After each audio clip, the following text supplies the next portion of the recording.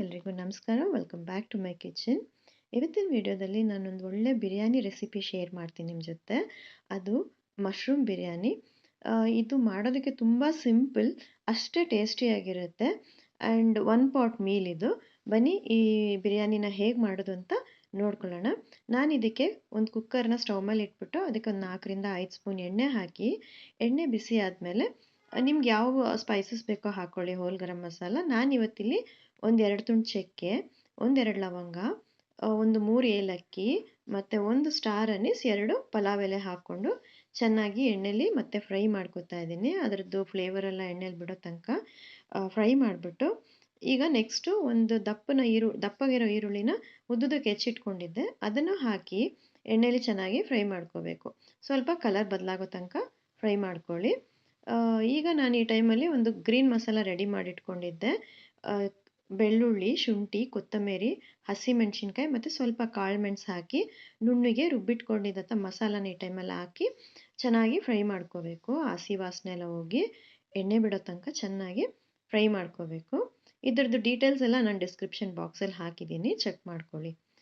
So ಈಗ next ಎಣ್ಣೆ ಎಲ್ಲ ಚೆನ್ನಾಗಿ ಬಿಟ್ಟ ಮೇಲೆ ಇದಕ್ಕೆ ನೆಕ್ಸ್ಟು ಒಂದು ಸಣ್ಣಗೆ ಹೆಚ್ಚಿರೋ ಟೊಮೆಟೊ ಆ್ಯಡ್ ಮಾಡಿಕೊಂಡು ಇದನ್ನು ಎಣ್ಣೆಯಲ್ಲಿ ಚೆನ್ನಾಗಿ ಫ್ರೈ ಮಾಡ್ಕೋಬೇಕು.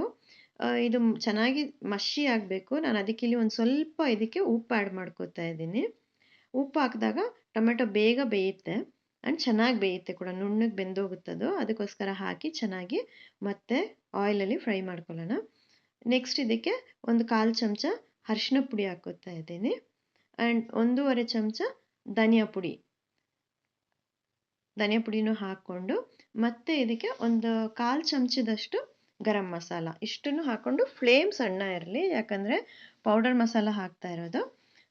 ಇಷ್ಟನ್ನು ಹಾಕಿ ಚೆನ್ನಾಗಿ ಫ್ರೈ ಮಾಡ್ಕೋಬೇಕು, ಇಲ್ಲಾಂದರೆ ತಳ ಹತ್ಬಿಡುತ್ತೆ. ಅದಕ್ಕೇ ಚೆನ್ನಾಗಿ ಫ್ರೈ ಮಾಡಿಬಿಟ್ಟು ಈಗ ನೆಕ್ಸ್ಟ್ ಇದಕ್ಕೆ ಮೊಸರು ಹಾಕ್ತಾ ಇದ್ದೀನಿ. ಒಂದು 3ರಿಂದ 4 ಸ್ಪೂನ್ ಮೊಸರು ಹಾಕಿ ಇದನ್ನು ಅದೇ ಲೋ ಫ್ಲೇಮಲ್ಲೇ ಚೆನ್ನಾಗಿ ಈವನಾಗಿ ಎಲ್ಲ ಮಿಕ್ಸ್ ಮಾಡಿ. ಹೈ ಫ್ಲೇಮ್ಗೆ ಇಟ್ಟರೆ ಒಡ್ಕೊಂಬಿಟ್ರೆ ಟೇಸ್ಟ್ ಹೊಟ್ಟೋಗುತ್ತೆ. ಅದಕ್ಕೋಸ್ಕರ ಲೋ ಫ್ಲೇಮಲ್ಲೇ ಮೊಸರನ್ನ ಚೆನ್ನಾಗಿ ಮಿಕ್ಸ್ ಮಾಡಿಬಿಟ್ಟು ಆಮೇಲೆ ಫ್ಲೇಮ್ನ ಹೈ ಮಾಡ್ಕೋಬೋದು ನಾವು. ಈಗ ಚೆನ್ನಾಗಿ ಮಿಕ್ಸ್ ಆಗಿದೆ ಮೊಸರು. ನಾನೀಗ ಎಷ್ಟು ಬೇಕೋ ಬಿರಿಯಾನಿಗೆ ಅಷ್ಟು ಉಪ್ಪನ್ನ ಈ ಟೈಮಲ್ಲಿ ಆ್ಯಡ್ ಮಾಡ್ತಾಯಿದ್ದೀನಿ. ನಾನಿಲ್ಲಿ ಸ್ವಲ್ಪ ಆ್ಯಡ್ ಮಾಡಿರೋದ್ರಿಂದ 1.5 ಸ್ಪೂನಷ್ಟು ಉಪ್ಪು ಆ್ಯಡ್ ಮಾಡಿ ಮತ್ತು ಇದನ್ನು ಚೆನ್ನಾಗಿ ಮಿಕ್ಸ್ ಮಾಡಬೇಕು. ಈಗ ನಾನು 250 ಗ್ರಾಮ್ಸ್ ಮಶ್ರೂಮ್ ತೊಗೊಂಡು ಚೆನ್ನಾಗಿ ತೊಳೆದ್ಬಿಟ್ಟು ದಪ್ಪ ಕಟ್ ಮಾಡಿ ಹಾಕಬೇಕು. ದಪ್ಪ ಮಶ್ರೂಮ್ ಆದರೆ 4 ಪೀಸ್ ಮಾಡಿ, ಸಣ್ಣದಾದರೆ 2 ಪೀಸ್ ಮಾಡಿ ಹಾಕ್ಬಿಟ್ಟು ಚೆನ್ನಾಗಿ ಮಸಾಲಲ್ಲಿ ಮಿಕ್ಸ್ ಮಾಡಿ ಒಂದು 2 ಮಿನಿಟ್ಸ್ ಕುಕ್ ಆಗೋಕ್ಕೆ ಬಿಡಬೇಕು. ಮಸಾಲದ ಉಪ್ಪು ಖಾರ ಎಲ್ಲ ಚೆನ್ನಾಗಿ ಮಶ್ರೂಮಲ್ಲಿ ಎಳ್ಕೊಳ್ಳುತ್ತೆ. ಅಲ್ಲಿ ತನಕ ಅದನ್ನು ಒಂದು ಸ್ವಲ್ಪ ಫ್ರೈ ಮಾಡಿ ನೆಕ್ಸ್ಟ್ ನಾನು ಇದಕ್ಕೆ ನೀರು ಆ್ಯಡ್ ಮಾಡ್ಕೊತೀನಿ. ನಾನಿವಾಗ ಯಾವ ಬೌಲಲ್ಲಿ ನೀರು ಹಾಕ್ತಾಯಿದ್ದೀನಿ ಆ ಬೌಲಲ್ಲಿ 1 ಬೌಲು ಅಕ್ಕಿ ತೊಗೊಂಡಿದ್ದೀನಿ, ಅದಕ್ಕೆ 2ರಷ್ಟು ನೀರು ಹಾಕೋತೀನಿ. ಮಿಕ್ಸಿ ಜಾರೆಲ್ಲ ತೊಳೆದಿದ್ದು ನೀರು ಎಲ್ಲ ಸೇರಿಸಿ 2 ಬೌಲು ನೀರು ಹಾಕೋತಾ ಇದ್ದೀನಿ. ವೆಯ್ಟಲ್ಲಿ ನಾನು ಅರ್ಧ kg ಅಕ್ಕಿ ತೊಗೊಂಡಿದ್ದೀನಿ. ಅರ್ಧ kg ಜೀರಾ ಸಾಂಬಾರು ರೈಸ್ನ ತೊಗೊಂಡು ಒಂದು 10 ನಿಮಿಷಕ್ಕೆ ಮುಂಚೆ ನೆನೆಸಿಟ್ಟಿದ್ದೆ. 10 ನಿಮಿಷ ನೆನೆಸಿ, ಜಾಸ್ತಿ ನೆನೆಸೋಕ್ಕೆ ಹೋಗಬೇಡಿ, ಮುದ್ದೆ ಆಗಿಬಿಡುತ್ತೆ ಅನ್ನ ಇಲ್ಲ ಅಂದರೆ. ಸೊ ಈಗ ಚೆನ್ನಾಗಿ ನೀರು ಹಾಕಿ ಮಿಕ್ಸ್ ಮಾಡಿಬಿಟ್ಟು ಈ ಟೈಮಲ್ಲಿ ಉಪ್ಪು ಖಾರ ಎಲ್ಲ ಚೆಕ್ ಮಾಡ್ಕೊಳ್ಳಿ ಒಂದು ಸರಿ. ಏನಾದರೂ ಕಡಿಮೆ ಇದ್ದರೆ ಆ್ಯಡ್ ಮಾಡ್ಕೋಬೋದು. ಒಂದು ಲಿಡ್ ಅಥವಾ ಪ್ಲೇಟ್ ಮುಚ್ಚಿಬಿಟ್ಟು ಇದನ್ನು ಸ್ವಲ್ಪ ಚೆನ್ನಾಗಿ ಕುದಿಯೋಕ್ಕೆ ಬಿಡಿ. ಒಂದು 2-3 ಮಿನಿಟ್ಸ್ಗೆಲ್ಲ ಚೆನ್ನಾಗಿ ಕುದಿಯುತ್ತೆ ಮತ್ತು ಮಶ್ರೂಮ್ ಕೂಡ ಬೇಗ ಬೆಂದೋಗುತ್ತೆ. ಈಗ ನಾವು ಏನು ನೆನೆಸಿ ತೊಳೆದಿಟ್ಕೊಂಡಿದ್ನಲ್ಲ ಅಕ್ಕಿನ, ಆ ನೀರೆಲ್ಲ ಡ್ರೈನ್ ಮಾಡಿ ಅಕ್ಕಿನ ಹಾಕ್ಕೋತೀನಿ ಇದರಲ್ಲಿ. ತುಂಬಾ ನೆನೆಸೋದು ಬೇಡ. ಅಕ್ಕಿ ಎಲ್ಲ ಹಾಕ್ಕೊಂಡು ಚೆನ್ನಾಗಿ ಇನ್ನೊಂದ್ಸರಿ ಮಿಕ್ಸ್ ಮಾಡಿಬಿಟ್ಟು ಕುಕ್ಕರ್ ಲಿಡ್ನ ಕ್ಲೋಸ್ ಮಾಡಿಬಿಡೋಣ.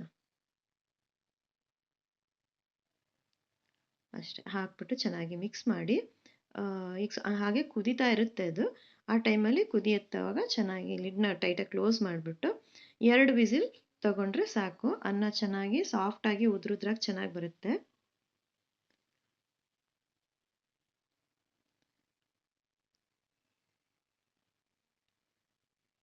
ಈಗ ಆಲ್ಮೋಸ್ಟ್ ಆಗಿದೆ, ಒಂದಾಗಿದೆ. ಇನ್ನೊಂದು ವಿಸಿಲ್ ಬಂದಮೇಲೆ ನಾನು ಇದನ್ನು ಸ್ಟವ್ ಆಫ್ ಮಾಡ್ಕೋತಾ ಇದ್ದೀನಿ. ಈಗ ಪ್ರೆಷರೆಲ್ಲ ಹೋಗಿ ತಣ್ಣಗಾಗಿದೆ ಕುಕ್ಕರು. ಓಪನ್ ಮಾಡಿ ನೋಡುವ ಹೇಗಾಗಿದೆ ಅಂತ. ಚೆನ್ನಾಗಾಗಿದೆ ಮಶ್ರೂಮ್ ಬಿರಿಯಾನಿ. ಕಲರ್‌ಫುಲ್ಲಾಗಿ ಚೆನ್ನಾಗಿ ಕಾಣ್ತಿದೆ. ನಾವು ಯಾವುದೇ ಅಡಿಷನಲ್ ಕಲರ್ ಹಾಕಿಲ್ಲ ನೋಡಿ. ಎಷ್ಟು ಗ್ರೀನಾಗಿ ಚೆನ್ನಾಗಿ ಕಾಣ್ತಾ ಇದೆ ಮಶ್ರೂಮ್ ಬಿರಿಯಾನಿ. ಅಷ್ಟೇ ಟೇಸ್ಟಿಯಾಗೂ ಇರುತ್ತೆ. ಈಗ ನಾನು ಚೆನ್ನಾಗಿ ನಿಧಾನವಾಗಿ ಮಿಕ್ಸ್ ಮಾಡಿ ಒಂದು ಪ್ಲೇಟ್‌ಗೆ ಸರ್ವ್ ಮಾಡ್ಕೊತಾ ಇದ್ದೀನಿ. ನೀವು ಇದನ್ನು ಮನೆಯಲ್ಲಿ ಖಂಡಿತ ಟ್ರೈ ಮಾಡಿ. ನಿಮ್ಗೆ ಇಷ್ಟ ಆದರೆ ಈ ವಿಡಿಯೋಗೆ ಒಂದು ಲೈಕ್ ಕೊಡಿ. ಹಾಗೆ ಶೇರ್ ಮಾಡಿ ನಿಮ್ಮ ಫ್ರೆಂಡ್ಸ್ ಒಟ್ಟಿಗೆ, ನಿಮ್ಮ ಫ್ಯಾಮಿಲಿಯವ್ರ ಜೊತೆ ಎಲ್ಲ ಇದನ್ನು ಶೇರ್ ಮಾಡಿ. ಹಾಗೆ ಸಬ್ಸ್ಕ್ರೈಬ್ ಮಾಡ್ಕೊಂಡು ವಿಡಿಯೋ ನೋಡಿ ಫ್ರೆಂಡ್ಸ್. ತುಂಬ ಜನ ಸಬ್ಸ್ಕ್ರೈಬ್ ಮಾಡ್ಕೋತಾ ಇಲ್ಲ. ಸಬ್ಸ್ಕ್ರೈಬ್ ಮಾಡ್ಕೊಂಡು ವಿಡಿಯೋ ನೋಡಿ. ಬೆಲ್ ಐಕಾನ್ ಕ್ಲಿಕ್ ಮಾಡೋದನ್ನು ಮರಿಬೇಡಿ. Thank you.